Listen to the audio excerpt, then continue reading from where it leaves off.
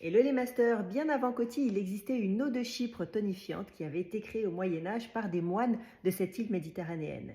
Chypre était d'ailleurs surnommée l'île des parfumeurs et elle était très renommée aussi à l'époque pour ses gants parfumés à la mousse de chêne. Non seulement l'île regorgeait de plantes à parfum telles que la rose, l'iris, le cyste, le thym, la mousse de chêne, mais en plus elle était située au carrefour des échanges commerciaux entre l'Orient et l'Occident, ce qui permettait à ces parfumeurs de bénéficier également des matières de ces régions telles que le musc, l'ambre gris, le benjoin, la myrrhe et bien d'autres épices encore. En France, au XVIIIe siècle, l'eau et la poudre de Chypre deviennent très populaires, surtout chez les hommes. Et au XIXe siècle, Guerlain, Atkinson et Roger Gallet vont même créer leur propre version. En 1917, François Coty va réinventer cette tradition.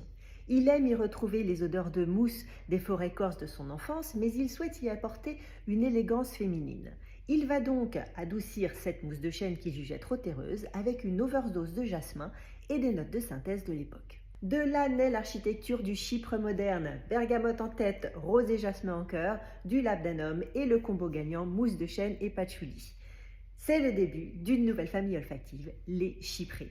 Et fun fact surprenant et intéressant, quand Coty a lancé Chypre, la publicité promettait d'exalter le charme des brunes.